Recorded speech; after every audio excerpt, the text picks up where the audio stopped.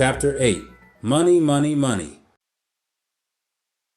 The next morning, the retirees woke up later than usual. By early afternoon, Gloria was doing laundry while Harold was in the garage. Their neighbor from across the street came over to catch up with Harold since he and his wife had been on vacation.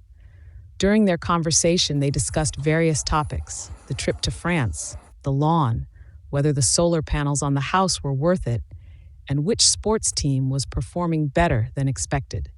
The neighbor then asked Harold if he had heard sirens the previous night. Harold had not.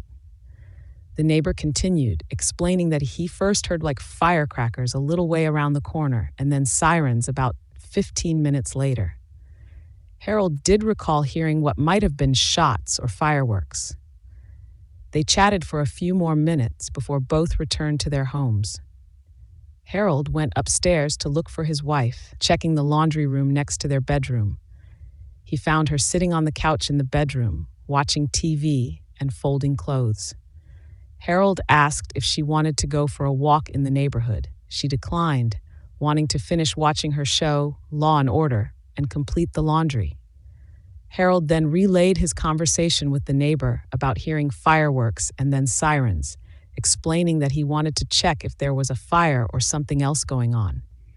Gloria said she would stay because Thato should be coming soon. She suggested he talk with CNN, which was the nickname of one of their neighbors who knew everyone and everything going on in the neighborhood. Harold smiled and kissed his wife on the forehead and went out. After the episode, which she had seen at least twice before, ended, Gloria turned off the television. She sorted the folded clothes into appropriate piles, then took the tablecloths, towels, and washcloths to the hallway closet next to the bathroom down the hall. She placed Harold's clothes in his drawers and then put her own clothes into her drawers and closet. While she was in her closet, her cell phone alerted her to activity on the security cameras outside. She saw Thato walking up to the front door. Thato entered and called out for his grandparents. GiGi stepped out of the closet and told her grandson she would be down in a minute, then finished putting away the rest of the laundry. As she entered the kitchen, her gaiety was evident as she watched her grandson fixing his sandwich, grabbing a snack, and getting water from the dispenser. Thato even placed his gaming device in the kitchen's utility drawer without being asked. GiGi inquired about how school was and received the usual brief response. It was fine. Thato then asked how she was doing. To foster a more loquacious conversation, GiGi began by recounting her visit with Thato's mom the day before. She informed her grandson that they would all be having dinner together later in the week, which Thato already knew about and was happy to hear. GiGi then remarked on how expensive groceries had become during her recent trip to the store. Interestingly, Thato chimed in, mentioning how one of his friends at school had been talking about the high prices at McDonald's, attributing it to the increase in minimum wage. GiGi looked at her grandson, impressed by his observation, but she disagreed with his reasoning.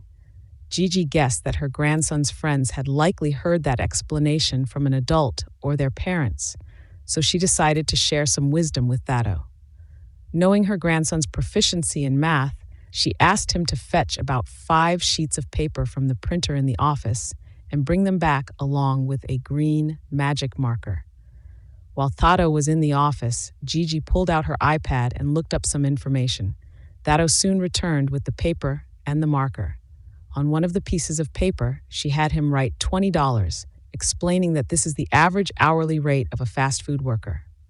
She noted that this rate is on the high side, but makes calculations easier. She then informed him that CEOs of fast food companies make 350 times what their workers earn. That quickly calculated that the CEO would make $7,000 an hour, and a 40-hour work week would yield $280,000 a week, compared to the employee's $800. The numbers astonished Thato, and he went on to calculate the yearly earnings. GiGi pointed out that even with slightly reduced salaries and profits, CEOs would still be extremely wealthy, companies still successful, while providing a living wage for their employees. Therefore, he and his friends should not blame middle or lower income earners for the increase in food prices or product inflation. While CEOs and corporations should make a profit, the current ratio of 350 to 1 is utterly ridiculous. That shook his head in agreement. He picked up the other blank papers and questioned what they were for. GiGi indicated, another time, now it was homework time. Do you agree with Gigi's perspective on income inequality and how it impacts consumer prices? Why or why not? As always, I would love to hear your comments below. Please don't forget to like and share the video. Be sure to hit the notification button to be notified of the next video. Thank you.